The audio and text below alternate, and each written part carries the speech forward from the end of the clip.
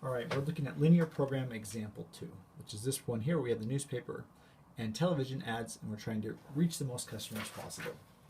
As a reminder, here's our linear program that we set up, where we have 6 x variables. We have our objective function to reach the most customers, and we have different constraints in terms of a budget constraint, maximum capacity constraint, maximum production constraint, and an individual upper limits, if you will, constraint of each number of ads. So here's, again, a template given to us in spreadsheet example set 4. So here are our x variables. The number of ads we put, 1 through 10, 11 through 20, 21 through 30. This is x1, x2, x3, x4, x5, x6, which matches directly off of our linear program. All right, now we need to enter in the number of new customers. All right, so this is the information given us in the problem, which is 900, 700, 400. So for each ad in these categories, that's the number of new customers we reach. 10,000, 7,500, and 5,000. We also were given in the problem the cost, which is 1,000, 900, 800, 12,000, 10,000, and 8,000. Okay. Now what is our objective? Our objective is to reach the most customers possible. So it's equal to 900 times x1 plus 700 times x2. That's doing a lot of typing. So I can go through and doing that, or I can just do sum product, highlight all of my x's, comma, highlight all of my coefficients, and there is that. Now what's my cost? My cost is also equal to the sum product of my x's times my cost. Well, that didn't turn out well. Let's try that one again. C3 through C8, comma, F. There we go.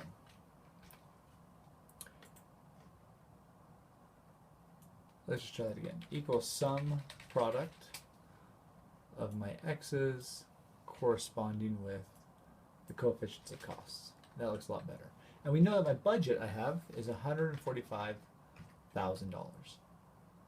Okay, now total newspaper ads, the most I can produce is 30 newspaper ads, 15 TV ads. So the next constraint we had was at x1 plus x2 plus x3. So if I use the sum command, it's going to add up the ones within my range. There we go. And the next is equal to sum of my x4 through x6. Now there's also upper limits. The upper limit is I can only have 10 ads in each of these categories and 5 in each of these. All right. Now I just need to go into Solver and set things out. So my objective is to reach the most customers. So my objective is to take new customers, to maximize it by changing my x's, by adding the constraint that my cost is less than or equal to my budget. Furthermore, that all of my x's are less than or equal to their upper limits, and that the total number of newspaper ads is less than or equal to 30. So in fact, I'm going to do it this way. I'll highlight both of these is less than or equal to the constraints on each one of those. I click OK. I click Solve. And I look at that and I'm thinking, awesome, that's wonderful. But something's not quite right here because newspaper ads is negative 30. So I did something wrong where I'm actually giving away ads. So let's go back to Solver. And let's click on Simplex LP, and then let's click on this Make Unconstrained Variables Non-Negative. What this does is we can't have negative numbers. I now click Solve. Voila, everything's nice. That's now 0. And therefore, I reached this conclusion. All right, so now with that, let's run a quick sensitivity report to see what we can learn. All right, so here is my sensitivity report.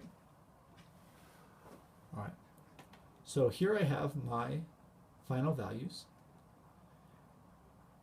and this tells me how much I can increase or decrease this, but here it's really not that informative. What's really going to be informative is the shadow price and the cost.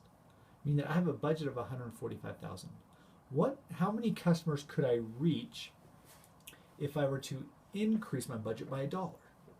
Well, that would be 0.625 customers. And that's how I interpret the shadow price. The next question I want to ask is, how much does it cost me to reach one more customer?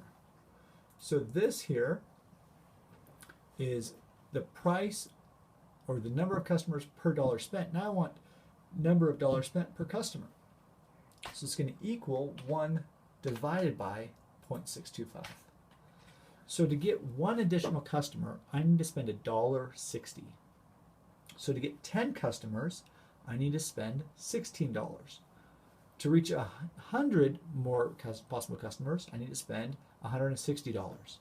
And I can continue that process until I spend $24,000. Now the shadow price is no longer constant. And that's how we look at our shadow price as well as our allowable increase and our allowable decrease.